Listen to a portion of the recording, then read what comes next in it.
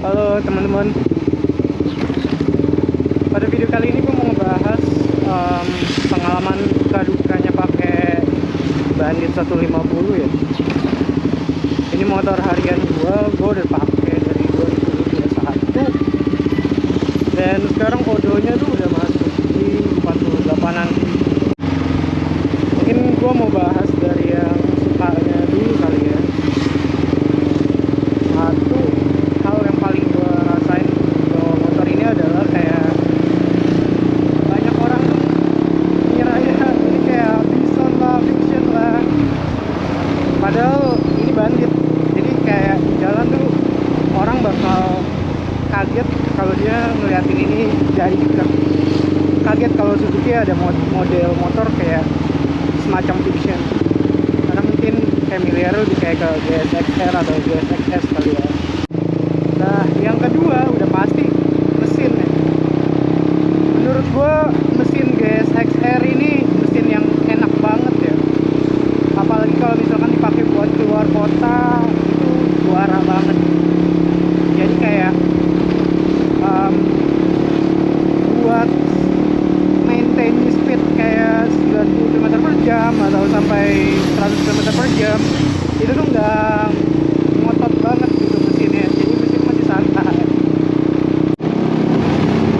Terus karena ini mesinnya GSXR juga, jadi kalau nyari spare part mesinnya itu nggak terlalu sulit ya.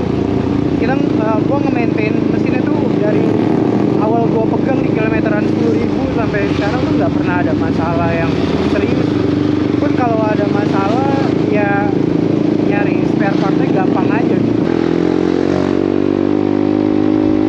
Nah, yang ketiga adalah build quality. Build quality-nya Suzuki tuh oke, mulai dari bodi, rangka, mesin, bahkan shock bisa gua bilang juga awet ya, nggak ada bocor-bocornya, nggak ada gejala shock sampai udah mulai mati gitu. As of now sih fine-fine aja.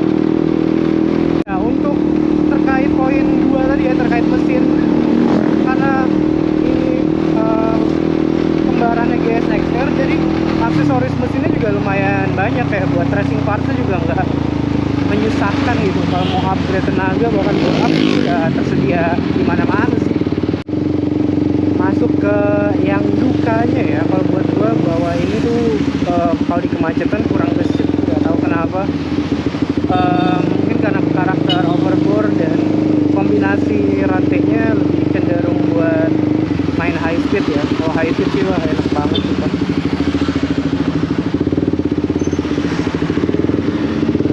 Dan itu juga berhubungan dengan poin kedua, karena torsi bawahnya nggak terlalu asik ya. Jadi BBM-nya juga kalau diajak macet tuh bisa drop drastis gitu. Beda kalau misalnya kita main konstan. Kalau udah diajak macet-macetan paling mainnya di 1/40 atau kalau lagi boros 1/37 sampai 1/38. Terus poin ketiga yang gua rasa adalah di bagian tangki ini lumayan sensitif ya, karena kalau misalkan kita jarang kuras tangki gitu, full pump media tuh suka macet jadinya, yang nggak main aja. Dan apparently gua kira tuh tadinya juga kuras tangki kan ya, kenapa ini motor susah nyala waktu itu dan suka berebut. Ternyata dari lubang tangkinya ini guys, lubang tangkinya ini mungkin karena faktor umur waktu itu ya. Kalau kena hujan ternyata ada tetesan-tetesan air yang masuk, terus jadinya di tangki itu bergabung antara bensin dan air. Makanya pas dinyalain tuh kayak berebut parah. Padahal waktu itu konteksnya masih pakai knalpot standar tuh. Jadi waktu itu gue udah sampai kayak ganti full pump udah, kuras udah, ganti busa saringan full pumpnya doang itu juga udah pernah. Tapi kayak masih berebut terus. Dan kebetulan waktu itu lagi musim hujan kan. Akhirnya gue coba ya udah kita coba cek dari atasnya deh, ganti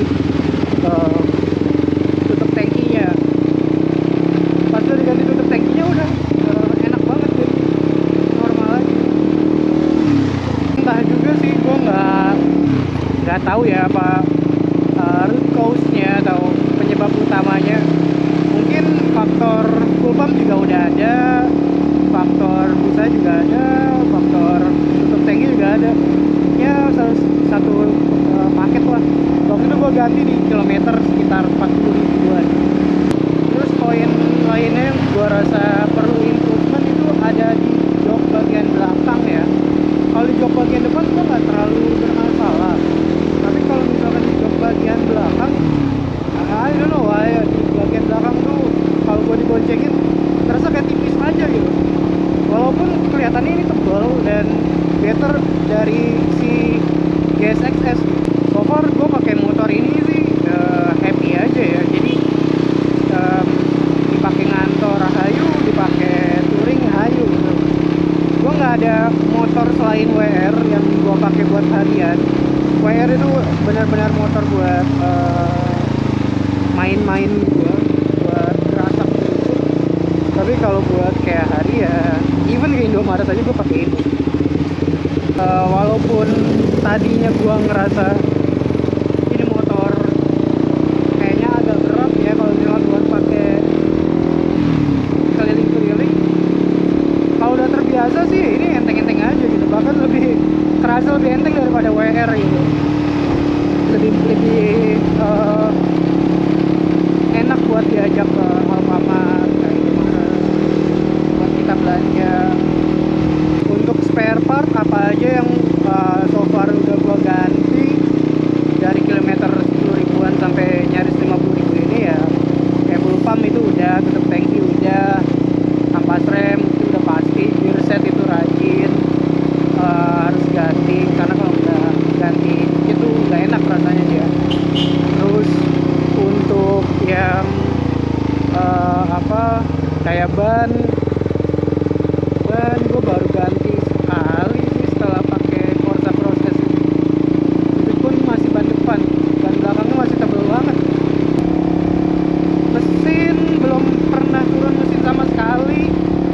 Kebetulan rajin ganti oli ya, pakai pom bensin kuning tiap gajian ganti gitu aja sih gue. Terus supaya jaga performa mesinnya. Terus kalau ditanya rekomen buat dipakai atau masih relevan gak di tahun 2023 ini, jawabannya balik ke tujuan masing-masing ya. Kalau misalkan seneng sama motor yang agak nyeleneh, ambil aja sih. Tapi kalau misalkan males nyari body partsnya, males pakai motor yang berat-berat, gue rasa sih ini nggak terlalu cocok ya. Tapi kalau misalkan buat kayak touring gitu yang jarang-jarang, wah sikat aja sih, ini motor enak buat touring. Gue pakai motor ini buat Jogja kemarin ke Purwokerto tuh kayak nggak capek. Untuk pasarannya sendiri sih sekarang variatif ya, dari ada yang jual 15 juta, ada yang sampai 18 juta tergantung kondisi sih. Ada yang bilang motornya udah mulai langka untuk yang low kilometernya. Gue bisa bilang iya, karena banyak yang pakai ini juga buat harian. Jadi kalau misalkan dapat yang seger, mending diangkut aja sih.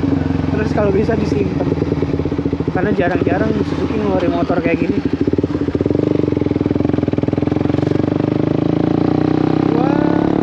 Kalau dulu tuh dapat di harga 14-an tuh. Itu juga pas lagi zaman Covid kan. Pas ngambil gue langsung beli bracket box, terus langsung dimodifikasi untuk model adventure. Sampai sekarang sih udah ini setup terbaik yang gue pakai. Jadi kalau misalkan teman-teman tertarik pengen explore, pengen nyobain motor ini, go for it aja. Dan ingat tujuannya buat apa.